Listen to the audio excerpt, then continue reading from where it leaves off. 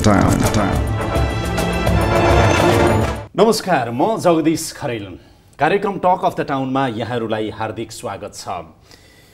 खानेपानी र सरसफाईको कुरा गर्दाखेरि सन् 2017 भित्र नै नेपाललाई आधारभूत सरसफाई युक्त राष्ट्र बनाउने भन्ने चाहिँ नि सरसफाई गुरु योजनाको लक्ष्य थियो र त्यही अनुसार काम अगाडि बढिरहेको थियो। तर प्राविधिक कारणवश सन् 2017 भित्र नेपाल खुल्ला दिशामुक्त राष्ट्र बन्न सकेन, अर्थात् आधारभूत सरसफाई युक्त देश बन्न सकेन। अहिले पछिल्लो समयमा सन् 2018 मा आइपुग्दा यो प्रतिशत 100% नभए पनि 100% को नजिक, करिब 100% को नजिक पुगेको तथ्याङ्कहरू चाहिँ सरकारले सार्वजनिक गरेको छ।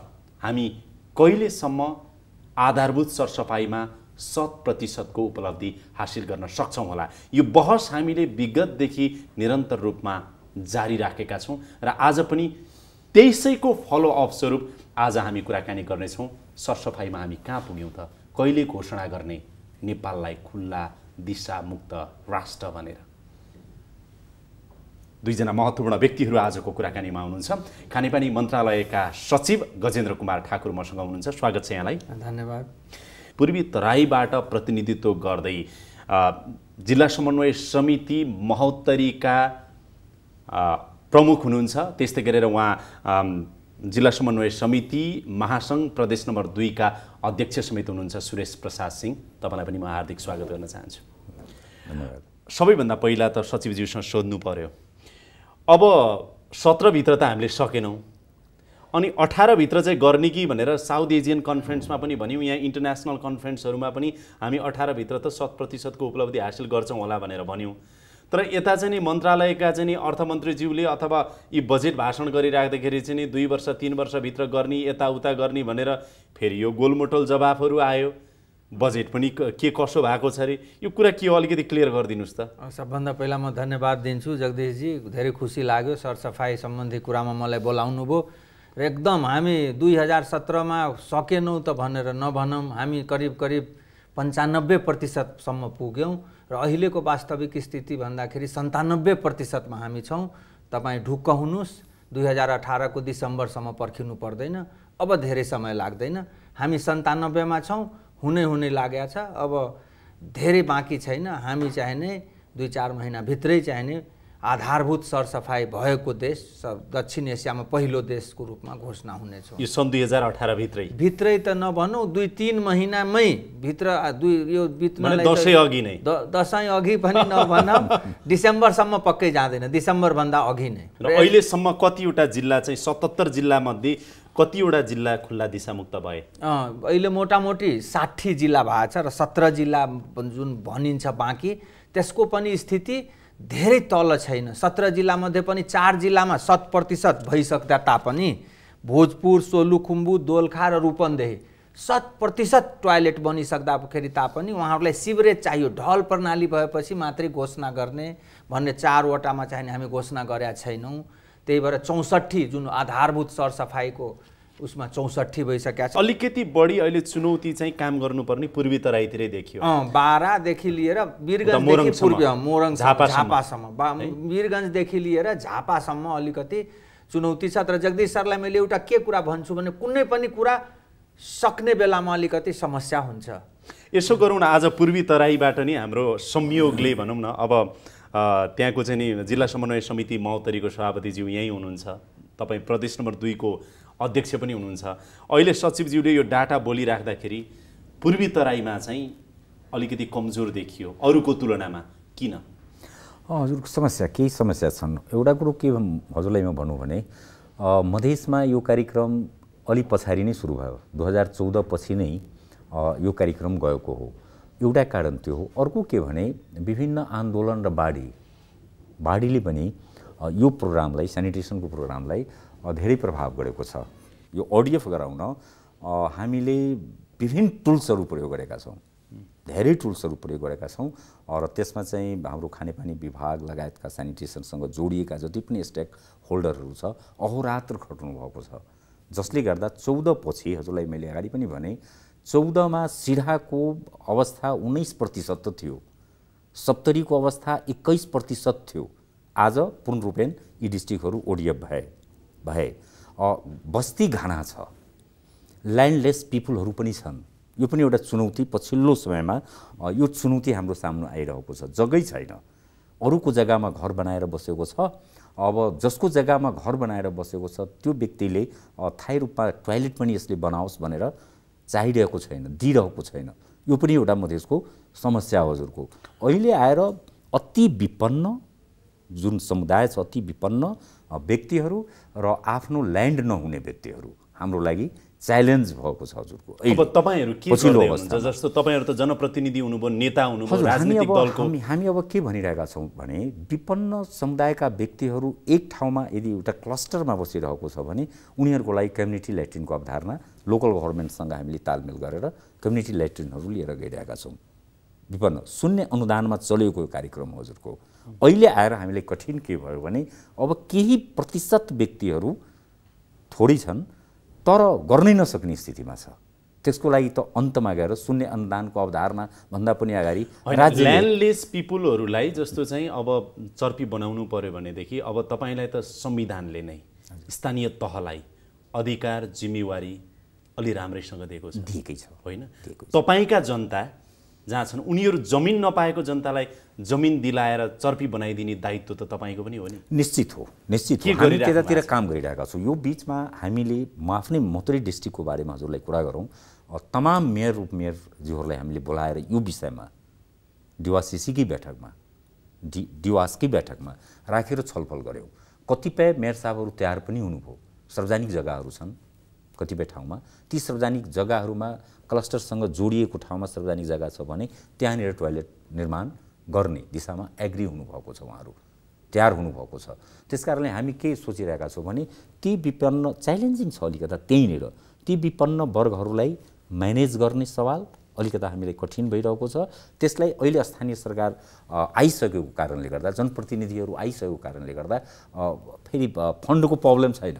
अनि फेरि राजनीतिक रूपमा पनि त उहाँहरूलाई समस्या भयो नि। उहाँ चाहिँ अब राजपाबाट प्रतिनिधित्व गर्नुहुन्छ, अब राजपा प्रदेश नम्बर 2 को सरकारमै छ, निश्चित होइन त? तपाईँको प्रदेश सरकार पनि तपाईँहरूकै छ भनौँ न, तपाईँहरू त्यसमा हुनुहुन्छ भनेपछि त तपाईँहरूले प्रदेश 2 को त समस्या समाधान गर्नु पर्यो। प्रदेश नम्बर 2 को मुख्यमन्त्रीज्यूले स्वच्छता अभियानको बारेमा उहाँले एकदमै प्रोमिसै हामीसँग गर्नुभएको छ।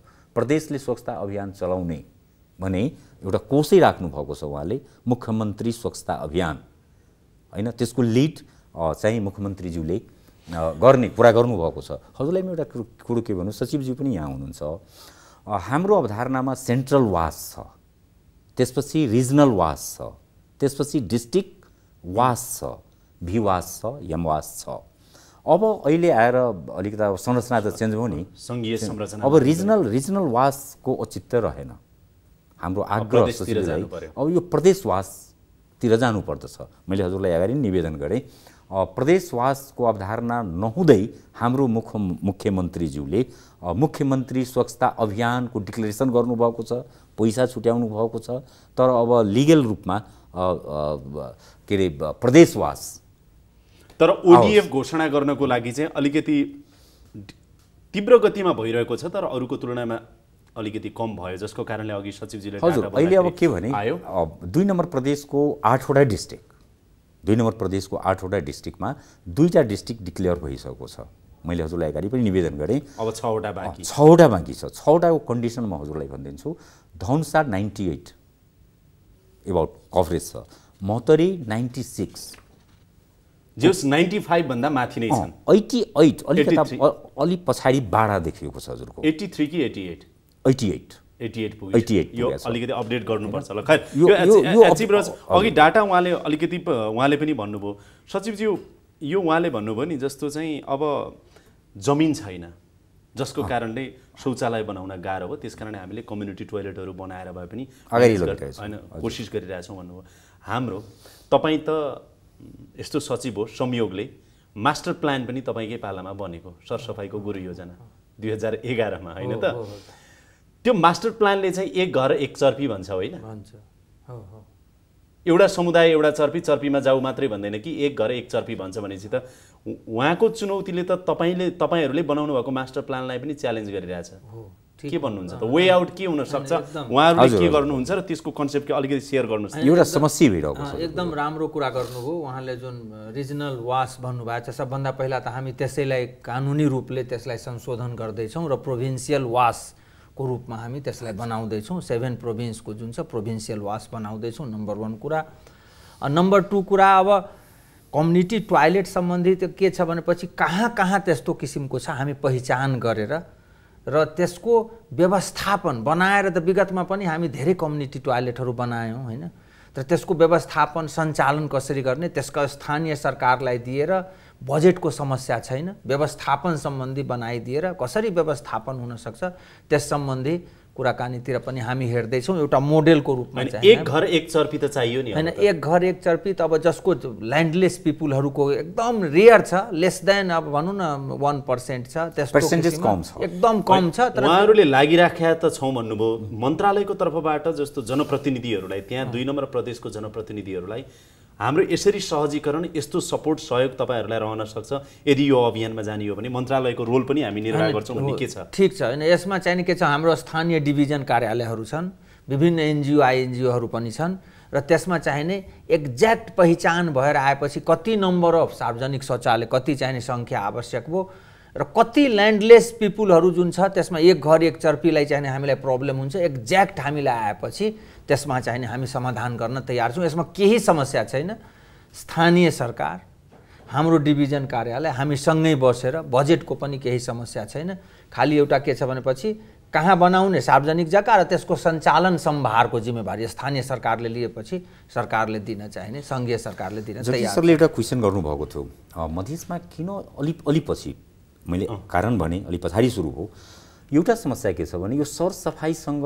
जोडिएको महिला समुदाय हो महिला हो जसको दैनिकी नै सुरु हुन्छ झाडु कुचोले सुतेर उड्दा महिलाले नै सरसफाई सुरु गर्छन् अर्थात् के देखिएको छ भने महिलाको भूमिका सरसफाइमा सबभन्दा अहम भूमिका छ भाइटल रोल छ तर अलि हाम्रो समस्या के छ भने लिडिङ ठाउँमा महिलाहरूको एप्रोच न्यून छ र म प्र्याक्टिसको कुरा जगी सरलाई सुनाउन खोजेको थिएँ जहाँनिर महिलाको इन्भल्भमेन्ट हामीले यो सेनिटेसन सेक्टरमा गराएका छौँ उहाँहरूको नेतृत्व स्थापित गर्ने र उहाँहरूको विचार पनि लिने प्लानिङ गर्ने विकासको प्लानिङमा महिलाहरूको इन्भल्भमेन्ट जहाँ हामीले बढी गराएका छौँ ती ठाउँहरू अलि चाँडो अगाडि त्यो पक्कै पनि मैले अघि सचिवज्यूले एउटा भन्नुभएको कुरामा तपाईँ मलाई जवाफ दिनुहोस् त उहाँले डिसेम्बर अगाडि नै हामी चाहिँ ओपन डेफिकेसन फ्री कन्ट्री हामी बनाउँदैछौँ भन्नुभयो हजुर तपाईको पूर्वी तराईको अनुभव के छ उहाँले भनेको देखेको सपना निश्चित सम्भव छ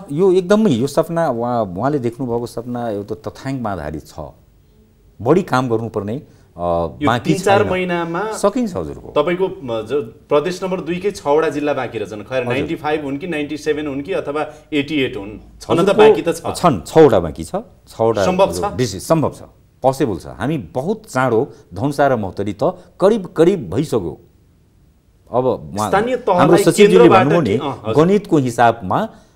गणितको हिसाबमा हामी अल्झेका छौँ भइसकेको छ धनसा र महोत्तरी त बहुत चाँडो हामी डिक्लेयर गर्छौँ केन्द्रबाट थप अझ यस्तो भयो भने हामी गर्न सक्थ्यौँ भन्ने केही छ सचिवज्यू मेरो एक्सपेक्टेसन के छ भने कतिपय हाम्रा जुन सहयोगी संस्थाहरू थिए नि फेज आउट भएर जाने स्थितिमा गइसकेको छ म आफै पनि रिक्वेस्ट गर्ने तपाईहरु केही दिन एक्सटेन्ड गरिदिनुस् अब यो जिल्ला ओडिएफ भइसकेपछि तपाईहरु ब्याक हुनुस् खुसी हामी स्वागत गरेर तपाईहरुलाई बिदाई गर्छौं जिल्लाबाट त्यो सम्भावना छैन सचिवज्यू पार्टनर अर्गनाइजेसनलाई बोलाएर पार्टनर अर्गनाइजेसन तपाईहरुको चाहिँ प्रोजेक्ट भइन्जेल मात्र किन गर्ने कम्तिमा एउटा चाहिँ नि एउटा सोशल रेस्पोन्सिबिलिटी पनि हो सचिवज्यूसँग हाम्रो यो एक्सपेक्टेसन छ यो चाहिँ अलिकति बढाइदिनुस् 2 महिना 3 महिना बढाउनुस् भनेर तपाईले एउटा मन्त्रालयमै बोलाएर मिटिङ गर्न सक्नुहुन्न किन हैन यो कार्यक्रमको यही उपादेयता हो यो वास्तवमा मलाई थाहा थिएन हैन अब यो आजै म गएर मन्त्रालयमा सम्पूर्ण कुरा सब जो हुनुहुन्छ सबैलाई बोलाएर र यो जुन उहाँबाट थाहा पाइयो हाम्रो सभापतिज्यूको माध्यमबाट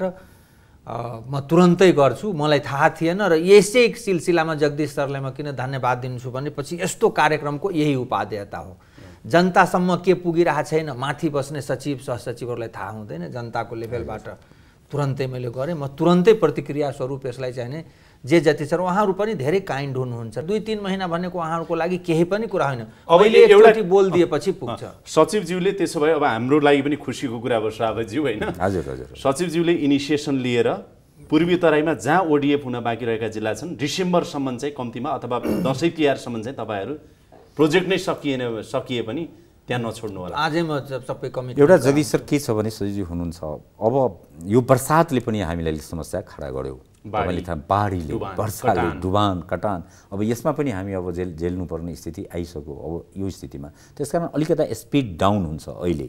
अब 1-2 महिना 2 महिना स्पिड डाउन हुन्छ। यो 2 महिना कटिसकेपछि 2 महिनाभन्दा बढी टाइम लाग्दैन ओडिएफ डिक्लेरेसन गर्न। 2 नम्बर प्रदेश एउटा प्रश्न छ यहाँहरू दुवैजनालाई नै। पोहोर साल 26 जिल्ला प्रभावित हुने गरेर बाढी आयो। हाम्रो पूर्वी तराई, पश्चिम तराईका अधिकांश जिल्ला चाहिँ नि प्रभावित भए। त्यसले त चर्पी पनि डुबाउँछ, बगाउँछ, संरचनै बिगार्यो हजुरको। फेरि कसरी आउने भन्नुहोस् त? चुनौती के छ? यो चुनौती हो हजुरको, यो चुनौती नै हो। त्यसको लागि के गर्ने त? यो समस्या 100% त कहिले नपुग्ने भयो यो हिसाबले त। विपद आयो भने यो विपदको लागि हामीले डिजास्टर हो। अब यसको राइट म्यानेजमेन्ट को कुरो छ। सम्बन्धित सरकारवाला निकायहरूले यसमा गम्भीरतापूर्वक हामी सडक बनाइरहेका छौँ, लाखौँ लाख लगानी गरिरहेका छौँ, स्थानीय सरकारहरूले गरिरहेका छन्। यसपालि कच्ची सडकहरू थुप्रै निर्माण भएको छ मधेसमा, नयाँ बाटोहरू बनाइएका छन्। अब हामीलाई त्रास लागिरहेको छ यो बाढीले त संरचना बच्ने हो कि नबच्ने। चर्पीको कुरा गर्दाखेरि नि सचिवज्यू, हाम्रो त यो त तराईको हरेक वर्षको समस्या छ, हरेक वर्षको समस्या छ। चर्पीकै कुरा गर्दा 100% पुर्याउन त विपदले पनि त चुनौती दिनुभयो नि। हामी कस्तो तयारीमा छौँ? त्यो विपदले लाने बित्तिकैको पनि 1 महिना 2 महिना 3 महिनाभित्र हामी बनाइसक्छौँ, यसरी अगाडि बढ्छौँ भन्ने त होला। त्यसको एउटा एडिसनल प्लान हुन्छ। अब मोटामोटी विपद आउँछ भने त हामीलाई आओस् भनेर त चाहना हुँदैन, तापनि आइछाड्छ होइन। त्यसको लागि एउटा कन्टिन्जेन्सी प्लान हुन्छ, एउटा चाहिने त्यस्तो किसिमको हामीले राख्या हुन्छौँ। अब जहाँसम्म किन आउँछ, कसो आउँछ, के कारण, त्यो हाम्रो आजको हाम्रो विषयवस्तु होइन। हाम्रो चाहिने डिसास्टरबाट जे जति प्रभावित हुन्छ त्यसको लागि कन्टिन्जेन्सी प्लान हामीसित हुन्छ। हामी तुरन्तै त्यसअनुसारको बजेट रिलिज गर्छौँ, के गर्न पर्छ त्यस्तो किसिमको, र तुरन्तै हामी चाहिने पहिलाको स्ट्याटसमा आउन सक्छौँ। अब एउटा मूल प्रश्न छ सस्टेनेबिलिटीको कुरा, दिगोपनको कुरा। तपाईँले तथ्याङ्कमा त 97% पुर्याउनु भयो, तर 97% बनेका चर्पीहरूको अवस्था कस्तो छ? गुणस्तरीयता त्यो सस्टेन गर्ने खालका छन् कि छैनन्, दिगोपन हुने खालका छन् कि छैनन् भन्ने त मूल प्रश्न हो नि। हामीले बनाइरहेका चर्पीहरू ठिक छन् होइन? दुईटा पक्ष छ यसमा। जस्तो एउटा गुणस्तरको कुरा छ, चर्पीको गुणस्तर कस्तो छ, राम्रो छ। त्यसबाट जुन उद्देश्यले हामी बनाएका छौँ गुणस्तर राम्रो भएर मात्रै पुग्दैन। जे जस्तो बनाइया छ त्यो प्रयोग भइरहेछ कि छैन, त्यो उद्देश्य लिएर बनाएकोले त्यो दुईटै हिसाबले चाहिँ हामी 97% मिट गर्छौँ कि गर्दैनौँ? यनी आउ चर्पी बनाऊ मात्रै हो कि होइन? ठिक छ, तपाईँको प्रश्न एकदम उचित छ। गुणस्तर वाइज ठिकै छ। प्रयोगको सिलसिलामा अहिले हामी हिजो युनिसेफबाट चाहिने रोलिङ प्लानको प्रेजेन्टेसन थियो। मैले यहाँ चाहिने भन्नै पर्छ साँचो कुरा, जस्तो कि टलरेन्स वाइज चाहिने एउटा छ। जस्तो कि 95% टलरेन्स दिँदाखेरि कति चाहिने पर्सेन्टेज पुगेको छ, 10% टलरेन्स दिँदाखेरि कति पर्सेन्ट पुगेको छ भनेर उहाँले बडा राम्रो एउटा चाहिने प्रेजेन्टेसन गर्नुभयो। अब के छ भनेपछि 100% सेफ कुनै पनि प्रोजेक्टमा हेर्नुहोस्, कुनै पनि प्रोजेक्टको एउटा फिलोसफीमा के हुन्छ भने सुरुवात गर्ने हो लर्निङ बाई डुइङ हो। तर यति चाहिँ हुनुपर्छ है एउटा कम्तीमा भनेपछि 5 to 10% टलरेन्स त चाहिने लिनुपर्छ। हेर्नुहोस् कुनै पनि प्रोजेक्टको तपाईँ 100% प्रुफ चाहिने गाह्रै हुन्छ। अब रेलवेमा 90% चाहिँ ठिक छ। सुन्नुहोस् न, जस्तो रेलवेमा 10% टलरेन्स चाहिन्छ भने हुँदैन, त्यो हेरेर हुन्छ। त्यो त एकदम लेस देन 1% टलरेन्स हुन्छ रेलवेमा डाइभर्जन हुने। यस्ता किसिमका प्रोजेक्टहरूमा अप टु 10% टलरेन्स हुँदाखेरि राम्रै भएको मान्नुपर्छ। मोनिटरिङ तपाईँहरूको मेकानिजम छ कि छैन? अहिले 97 पुग्यौँ होइन, ओडिएफ त डिक्लेयर गर्नुभयो, जिल्ला गर्नुभयो, गाउँ गर्नुभयो, नगरपालिका गर्नुभयो, अब देशै गर्ने तयारीमा हुनुहुन्छ। तर सँगसँगै हामीले चाहिँ नि भन्नुहोस् न, कास्की पहिलो ओडिएफ डिस्ट्रिक्ट हो, त्यहाँ अहिले कस्तो छ भनेर मोनिटरिङ पनि भइरहेछ। र दिगो अब हाम्रो के छ भनेपछि खालि के अरे घोषणा गरेर मात्रै केही पनि हुँदैन। त्यसलाई दिगोपना कस्तो छ त्यसबाट हामी त्यतातिर फोकस गर्दैछौँ र जे जति हाम्रो सरकार कुरामा मात्रै कि साँच्चै कामै गर्दै हुनुहुन्छ र स्थानीय सरकारलाई अब स्थिति के छ भने अब सङ्घीय सरकारले यहाँबाट केही गर्दैन, सम्पूर्ण जिम्मेवारी स्थानीय सरकारलाई। उहाँलाई आर्थिक सहयोग चाहिन्छ, प्राविधिक सहयोग चाहिन्छ, एनजिओहरूबाट सहयोग चाहिन्छ। सङ्घीय सरकारले सम्पूर्ण जिम्मेवारी अब स्थानीय सरकारलाई दिँदैछ र सङ्घमा जुन यसभन्दा विगतमा 2000 जति कर्मचारी थिए स्थायी, त्यसबाट चाहिने करिब 1100 कर्मचारी हामी स्थानीय सरकारलाई पठाउँदैछौँ। प्रदेश पनि अलिक कम चाहिने त्यति धेरै कर्मचारी छैन र सङ्घमा आउट अफ 2000 कर्मचारी हामी जम्मा 300 दाजुभाइ बसेर यहाँ चाहिने काम गर्छौँ। तपाईँ यसैबाट अन्दाज गर्नुहोस् र खानेपानी सेक्टरबाट 1700 हामी सङ्घीयता आइसकेपछि 500 जति प्रदेश सरकार र 1100 चान्चुन चाहिने स्थानीय सरकारमा दिँदैछौँ। के को लागि भने सम्पन्न भएका खानेपानी योजनाहरूलाई दिगोपना बढाउने र पानी सञ्चालन गर्ने र जे जति सरसफाइका कामहरू भएका छन् यसलाई दिगोपना गर्दै सोझै बजेट निकासा स्थानीय सरकारलाई। जे जति दात्री संस्थाहरू UN हेबिटेट, SNV, युनिसेफ, अब यतातिर तिमीहरू प्रेजेन्टेसन नगर, हिजै मैले भने मन्त्रालयमा तिमीहरूको प्रेजेन्टेसन पोखरा महानगरपालिका अथवा फलाना गाउँपालिका त्यसमा सचिवलाई बोलाऊ र सचिवलाई बोलाउन आवश्यक छैन, नगरपालिका प्रमुख, वडा अध्यक्ष उहाँहरूलाई यो चाहिने फिलिङ हुनु पर्यो कि अब हाम्रो हातमा आयो, अब हामीले गर्नुपर्छ, जिम्मेवारी हाम्रो हो। उहाँले भन्नु पनि अब हाम्रो हातमा आयो, हाम्रो जिम्मेवारी हो, हाम्रो कर्तव्य हो, हामीले त संविधानले सबै उता दिएको छ, ODF त गरियो। अब तपाईँ स्थानीय तहको जनप्रतिनिधि हुनुहुन्छ, त्यो पनि समन्वयकारी, गाउँपालिका नगरपालिका अझ प्रदेश नम्बर 2 को त सबैको पनि अब एउटा नेता हुनुभयो तपाईँ। स्थानीय तहले संविधानले अथवा सङ्घबाट प्राप्त यो चाहिँ जति जिम्मेवार अधिकार छ नि यो ग्रहण चाहिँ गरिरहेछ कि छैन? रियालिटी के छ? समस्याहरू छन् तर ग्रहण गरिरहेका छन्। हजुरलाई म एउटा के भनौँ भने अहिले जुन अवस्था हाम्रो सरसफाइको छ नि, एक्चुअली यो त आधारभूत हो, बेसिक सेनिटेसनका कुरा हामी गर्दैछौँ। पोस्ट ODF का कुराहरू जुन आएको छ नि, मलाई के लाग्छ भने यो सेनिटेसन सेक्टरको काम त नेभर एन्डिङ काम हो। यो सोसाइटी मोनिटरिङ गर्दै हुनुहुन्छ तपाईँ? हामी गरिरहेका छौँ। तपाईँ आफ्नो जस्तो मानुस प्रदेश नम्बर 2 अथवा महोत्तरी जिल्ला भनौँ न, महोत्तरी जिल्लामा तपाईँले कति प्रतिशत भन्नुभयो अहिले? 95 प्लस पुग्यो। 95 प्लस पुगेको आधारभूत सरसफाइमा अथवा बनेका चर्पीहरूको अघि सचिवज्यूले भने प्रयोग र गुणस्तरीयताको हिसाबले ठिक छन्। 10% लाई अहिले अलिकति छोडौँ, 90% ठिक छ त? 90% ठिक अहिले नभनौँ, ओके ठिक छ कि छैन पनि छोड्दिउँ। मोनिटरिङ चाहिँ तपाईहरु कन्टिन्यू गरिराख्नु भएको छ? प्रोपर मोनिटरिङ भइरहेको छ। म हजुरलाई एउटा कुरा के भन्नु भने हामी जब प्रदेशका तमाम प्रमुखहरू बस्छौँ बैठकमा, त्यति बेला यो प्रश्न सबभन्दा पहिलो प्रश्न हामीले एजेन्डाको रूपमै ल्याउँछौँ। कारण जिल्ला समन्वय समितिले हेर्ने भनेको सैनिटेसन सेक्टरको वासको काम प्राइमरी काम हो र हामी 8 जना प्रमुखहरू बसेको बेलामा सबभन्दा सिरियसली यसमा कुरा गरिरहेका हुन्छौँ। हामी बाहिर जाँदा कामको सुरुवात चाहिँ कुरा त सिरियसली भयो हैन, काम पनि भइरहेको छ। हामी फिल्डमै गइरहेका छौँ, पालिकाहरूमा गएर मोनिटरिङ गरिरहेका छौँ, पालिकाहरूमा गएर ओरिएन्टेसन दिइरहेका छौँ के अरे वडाध्यक्षज्यूहरूलाई, सस्टेनेबिलिटीको हिसाबले दिगोपन हुने आधारहरू तयार गर्दै हुनुहुन्छ। हामी गरिरहेका छौँ। तपाईँ कहाँ आउँछु एकछिनमा सचिवज्यू। अब सबैभन्दा ठुलो त सङ्घको जिम्मेवारी भनेको चाहिँ संविधानले दिएको हेर्दाखेरि राष्ट्रिय स्तरमा पोलिसीहरू बनाउने, जुन प्रभावकारी कार्यान्वयन हुन सक्ने हिसाबले बनाउने जिम्मेवारी यहाँहरूको हो। एउटा जिम्मेवारी त उतातिर त यहाँहरूले पन्छाइसके भनिसक्नुभयो कि नै, होइन? तर यो सेक्टर डेभलपमेन्ट प्लान होला, यो त ड्राफ्ट नै त्यतिकै बसेर चाहिँ यो चाहिँ अप्रुभै भएको रहेनछ। अनि वास बिल चाहिँ संसदमै पुगेको रहेनछ।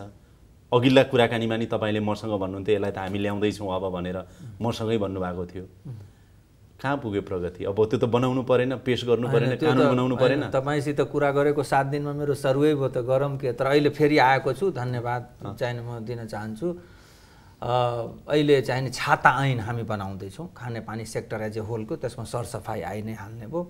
छाता ऐन बन्दैछ र 1 महिनाभित्र अहिले क्याबिनेटबाट हामीलाई म्यान्डेट प्राप्त भएको छ। साउनको अन्तसम्म हामी विधान समितिमा पेश गर्छौँ। त्यसको लागि समितिहरू गठन भएर र यो के छ भनेपछि समग्र रूपमा चाहिने यसलाई हामी ल्याउन खोज्दैछौँ। खानेपानीको स्रोत संरक्षणदेखि लिएर सरसफाइका आधारभूत कुराहरू, अधिकारका कुराहरू। त्यही भएर सेक्टर डेभलपमेन्ट प्लान पनि तपाईँको अप्रुभ भएर हिँड्छ नि अझै? सेक्टर डेभलपमेन्ट प्लान यो मन्त्रालय स्तरबाट गर्ने कुरा हो। अहिले हाम्रो सबै फोकस एक्टमा चाहिने हामी दिँदैछौँ। त्यो चाहिँ कहिले हुन्छ? यो त चाहिने रेगुलरली गर्ने कुराहरू हो। यसमा तुरन्तै त्यो एक्टले गर्दा यो काम गर्न प्लान बनाउन त्यस्तो चाहिने रोकिने कुरा आउँदैन। तर त्यसैबाट हेरेर त्यसलाई हामी दर्ता गराइसकेपछि त्यसैको बेसिसमा हामी चाहिने यो प्लान। स्थानीय तहलाई समग्र देशभरको स्थानीय तहको प्रतिनिधित्व गरेर तपाईँले भन्नुपर्दा खानेपानी र सरसफाइको सन्दर्भमा आज अलि बढी सरसफाइको बताइदिनुहोस्। हाम्रो स्थानीय तहले यसरी सोचिरहेछ र हामी यो दिशामा अगाडि बढ्छौँ है भन्ने के छ अन्तिम प्रश्न तपाईँलाई? जिल्ला समन्वय समिति, हामी जिल्ला समन्वय समिति एउटा गार्जियन अर्गनाइजेसनको रूपमा यो सेक्टरमा हाम्रा स्थानीय सरकारहरूलाई कमिटमेन्ट गराएर अगाडि लिएर गइरहेका छौँ। जुन कुरा अहिले हजुरलाई म भनौँ, यो सबै थोक नयाँ छ, सरकारै नयाँ छ र बुझ्नुपर्ने कुराहरू थुप्रै छन् हैन। हाम्रा स्थानीय सरकारका प्रतिनिधिहरूलाई बुझाउनु पर्ने अभिभार छ र त्यो दिशामा जिल्ला समन्वय समिति हामी लागिरहेका छौँ। हाम्रो प्रदेशमा हामी लागिरहेका छौँ। अब हामी आफै गर्छौँ है भन्ने महसुस त भएको छ है तपाईँलाई? निश्चित निश्चित। आवश्यक परे सहयोग प्रदेश र केन्द्रसँग मागौँला, गर्नुपर्ने यो हाम्रो जिम्मेवारी हो र हाम्रो कर्तव्य हो भन्ने महसुस भएको छ। निश्चित ओनरसिप हामीले लिनै पर्दछ। हामी त्यो कुराबाट एकदमै सहमत भइरहेका छौँ र हाम्रा स्थानीय पालिकाहरू, हाम्रा स्थानीय सरकारहरू पनि यो सबै हाम्रो रिस्पोन्सिबिलिटी हो, हामीले नै गर्नुपर्छ भन्ने सेन्स दिन हामी सफल भइरहेका छौँ। यो सेन्स हामी दिइरहेका छौँ। खुसी लाग्यो तपाईँको यो कुरा सुन्दाखेरि। अब रिजल्टमा चाहिँ हेर्न बाँकी छ। मेलम्ची चाहिँ कहिले आउँछ? होइन, एकदम छोटोमा भन्छु, म त आफूलाई धेरै सौभाग्यशाली ठान्छु जगदीश सर। यसको सेनिटेसन मास्टर प्लान ल्याएँ र 100% घोषणा गर्ने बेलामा पनि सौभाग्यले म नै यहाँ आएको छु र यो दैवले जुराइदिएको छ। त्यस्तै मेलम्चीको सुरुङको सुरुवात पनि मैले माधव नेपाल सम्माननीय प्रधानमन्त्री हुनुहुन्थ्यो, उहाँले चाहिने ग्राउन्ड ब्रेकिङ सेरेमनी गर्नुभयो र तपाईँहरू ढुक्क रहनुहोस्, दसैँसम्म हामी मेलम्चीको पानी ल्याउँछौँ। सचिवज्यूबाट तीनटा कुरा, सेक्टर डेभलपमेन्ट प्लान र एक्ट, अम्ब्रेला एक्ट जुन छ यो अब बन्दैछ। अम्ब्रेला एक्ट त 1 महिनाभित्रको हामी म्यान्डेटमा तुरन्तै दर्ता गराउँछौँ र प्लान पनि त्यसैको हाराहारीमा हामी गर्छौँ, तयार गर्छौँ। मेलम्ची दसैँभित्र? दसैँसम्म होइन। अनि डिसेम्बरभन्दा अगाडि नै यो चाहिँ नि ODF फ्री कन्ट्री, आधारभूत सरसफाइ युक्त नेपाल बन्नेछ। यो तीनटै कमिटमेन्ट मेरो हो। म चाहिने तपाईँसित पुनः सम्पूर्ण दाजुभाइ दिदीबहिनी, आमा बुवा, नेपाली दाजुभाइ दिदीबहिनीसित म पुनः चाहिने बिन्ती गर्छु कि विश्वास हामी माथि गर्नुहोस् र सँगसँगै यात्रा आधारभूत सरसफाइबाट अब पूर्ण सरसफाइतिर अथवा सेफली म्यानेज सेनिटेसन अथवा दिगो विकास लक्ष्य भनौँ न, सस्टेनेबल डेभलपमेन्ट गोलतिर हामी अगाडि बढ्छौँ। यो समय अनि संवादका लागि धेरै धेरै धन्यवाद छ। तपाईँले मौका दिनुभयो, धन्यवाद।